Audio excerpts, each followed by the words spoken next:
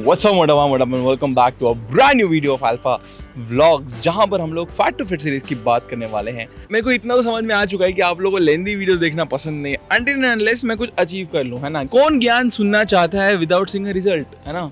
तो इस वजह से ज़्यादा लेंथी वीडियो नहीं रखेंगे ये वाला, तो आराम से बैठ के 10 मिनट निकाल के देख लेना, ठीक है। ऑलराइट, वीडियो के स्टार्टिंग में इतना ज़्यादा एक्साइटेड होता हूँ मैं अपने बर्थडे के लिए पहली बार लाइफ में, मतलब ऐसा मत बोलना, ऐसा मत डालना।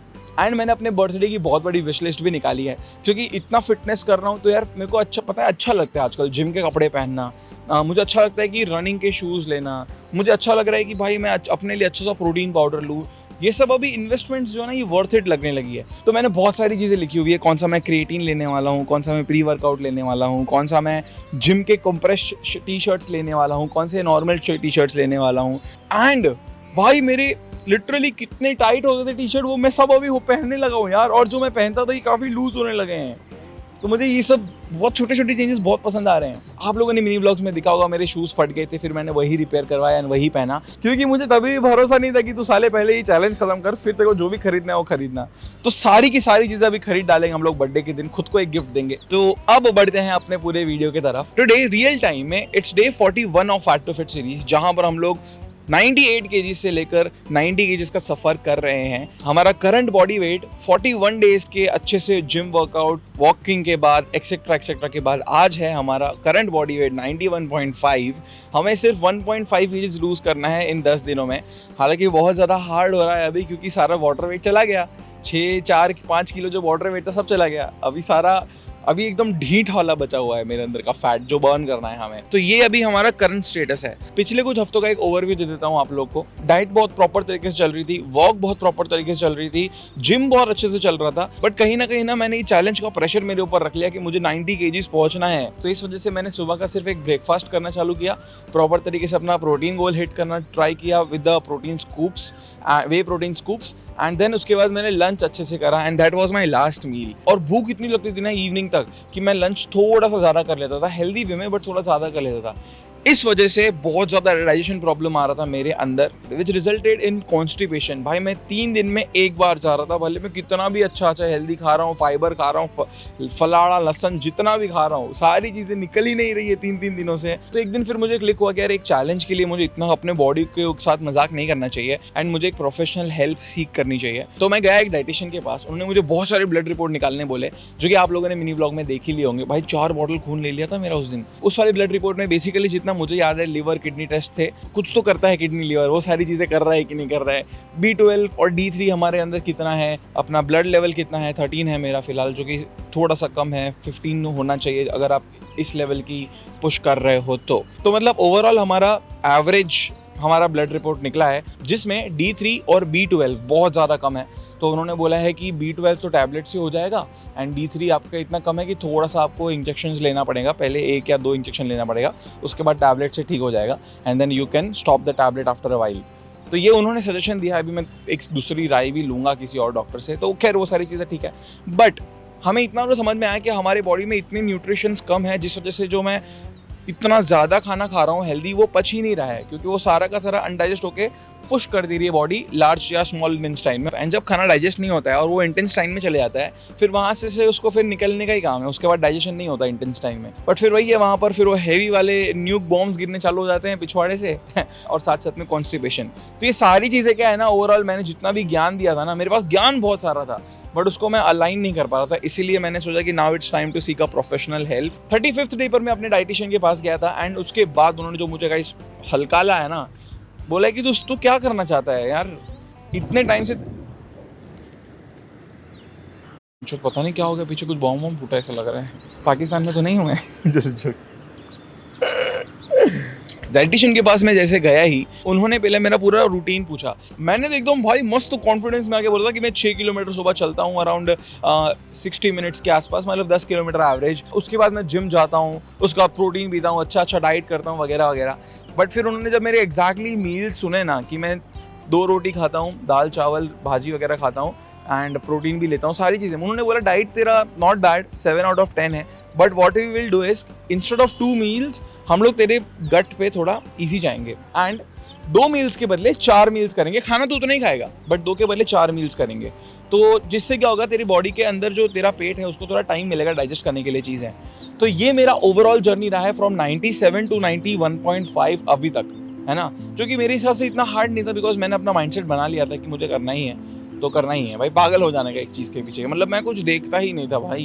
पिज्ज़ा आया है, मुझे फ़र्क ही नहीं पड़ रहा है भाई कि सामने मेरे पिज्ज़ा पड़ा हुआ है, बर्गर आ रहा है, फ़र्क ही नहीं पड़ रहा है कि सामने बर्गर पड़ा हुआ है। हाँ, कुछ दिन थे, 1 या 2 दिन हो गए जिस दिन मेरा थोड़ा माइंडसेट वीक हो गया होगा एंड सामने सारी चीज़ होगी, मतलब उस दिन पे मैंने हल्का सा खाली 1-2 टेस्ट के लिए खा लिया, बट फिर भी मेरा माइंड उतना स्ट्रांग था ही। उसके अलावा मिनी व्लॉग्स में देखोगे तो अभी हल्के हल्के मतलब 1% विजिबल रिजल्ट्स आने लगे हैं इन जस्ट 40 डेज के आसपास, क्योंकि मैं ऑलरेडी काफ़ी टाइम से जिम कर रहा था एंड अभी मेरे बॉडी को यूज टू हो चुका है, तो मेरे को हल्के हल्के वेन्स दिखते हैं, मेरे बाइसेप्स वगैरह थोड़े बहुत बढ़ चुके हैं, तो इट फील्स वेरी गुड। ठीक है, तो ये हमारा था पास्ट।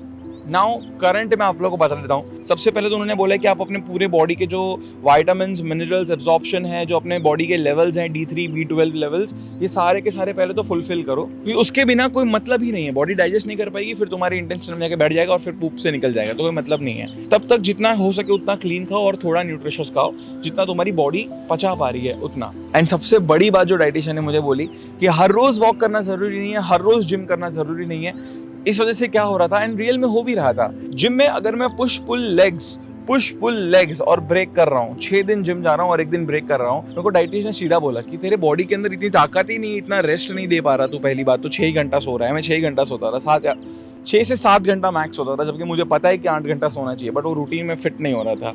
दूसरी चीज़, ना ही तेरे बॉडी में इतने ऑप्टिमल लेवल के एकदम एब्जॉर्प्शन है जिससे तेरी बॉडी रिकवर हो रही है दूसरे दिन। This is not good for a beginner like you, जिस वजह से अब मेरा प्लान पूरा का पूरा चेंज कर दिया गया है। Monday is going to be my workout day. Workout के बाद तुरंत हमें हिट वर्कआउट करना है। 20 मिनट्स की हम लोग को ट्रेडमिल पे 2 मिनट चलना है, 1 मिनट भागना है, 2 मिनट चलना है, 1 मिनट भागना है, 2 मिनट चलना है, 1 मिनट भागना है वर्कआउट के बाद। ये उन्होंने कहा है। ट्यूसडे को हमें सिर्फ और सिर्फ 7 किलोमीटर ऑफ वॉक करना है पूरे दिन में।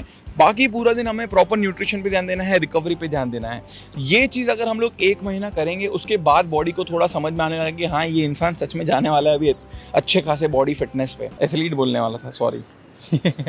तो मतलब इन शॉर्ट पूरे 7 दिनों में मुझे 3 दिन जिम जाना है और 3 दिन हमें करना है वॉकिंग, और 1 चीट मील का उन्होंने अलाउंस दिया है हमें। बाकी जो डाइट है वो मेरी करंट डाइट के आसपास ही मिलता है, बस खाली उन्होंने 2 के बदले 4 मील्स कर दिए हैं और प्रपोर्शन बहुत छोटा छोटा कर दिया चारों मील्स में, सो दैट डाइजेशन अच्छे से हो पाए। तो मतलब अप्रॉक्सीमेटली हर 3 घंटे में मुझे भूख लगे ना, इतना ही खाना है।